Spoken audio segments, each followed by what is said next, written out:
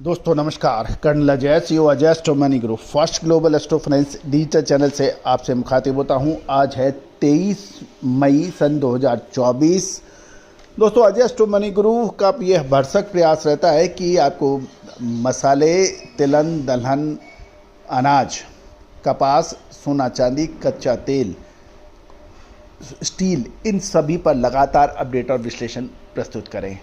दोस्तों आपने बहुत प्यार और सम्मान हमारे चैनल को दिया है। 1,22,00,000 से अधिक व्यू और 1,39,000 रजिस्टर्ड यूजर इस बात की गवाही दे रहे हैं कि आपने कितना सम्मान हमारे चैनल को दिया है। दोस्तों मसाले पर आपको याद होगा, हमने जो कलौंजी, जो कि अचार के अंदर एक प्रमुख मसाला माना जाता है, उसकी तेज़ी का लगभग 1 से 1.5 महीने पहले अग्रिम अनुमान दिया था और उसके बाद एक तरफा तेज़ी दर्ज हुई है। अब एक बड़ा प्रश्न यह है, क्या बड़े भाव पर मुनाफा वसूल करना चाहिए या आगे माल खरीदा जा सकता है? तो दोस्तों इन सभी की अग्रिम विशेष रिसर्च के लिए आप संपर्क कर सकते हैं। तेज़ी आने के बाद तेज़ी और मंदी आने के बाद मंदी, और होता यह है कि तेज़ी आने के बाद और तेज़ी की उम्मीद के अंदर लोग माल खरीदते हैं और उसके बाद मामूली बढ़त के बाद फिर बाजार गिरते हैं, तो उसके बाद में फिर वो माल हाथ में रह जाता है। तो दोस्तों अग्रिम विश्लेषण बाजार के लिए काफ़ी हद तक मददगार साबित होता है।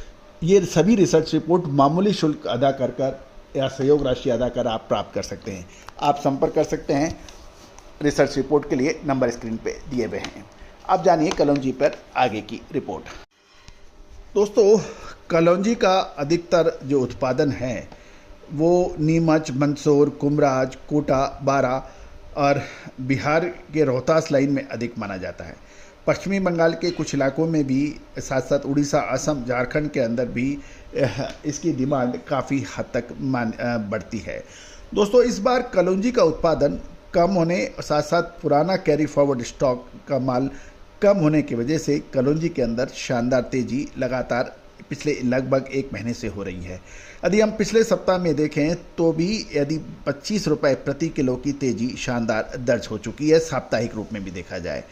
गौरतलब है कि नीमच, मंदसौर, कुमराज, कोटा, बारा, बिहार के रोहतास, सासाराम इलाके के अंदर कलौंजी का जो उत्पादन है वो लगभग 40% की इसकी हैवी शॉर्टेज की बात खबर आ रही है।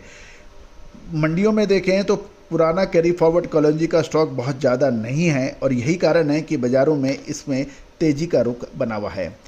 गौरतलब है कि पश्चिमी बंगाल की उड़ीसा, असम और झारखंड के अंदर भी चारों तरफ कलौंजी की लिवाली यानी खरीदारी बढ़ रही है, क्योंकि अचार का सीज़न है और अचार के अंदर ये प्रमुख रूप से इस्तेमाल होती है। साथ साथ कुछ व्यापारियों का ये भी कहना होता है कि इसका उपयोग मछली उद्योग के अंदर भी काफ़ी होता है और इस बार बंगाल में लोकल कलौंजी की फसल लगभग आधे से भी कम है और उसको देखते हुए कलौंजी के अंदर चारों तरफ डिमांड देखी गई है। राजस्थान और मध्य प्रदेश में इस बार किसानों ने कलौंजी की बिजाई कम की थी, जिससे मंडियों में पिछले साल की तुलना में काफ़ी हद तक अराइवल घट गई है और यही कारण है कि नीमच लाइन में जो कलौंजी सप्ताह की शुरुआत में 180 से रुपये प्रति किलो बिकी थी, उसके भाव अब 210 रुपये से ऊपर बताने लगे हैं।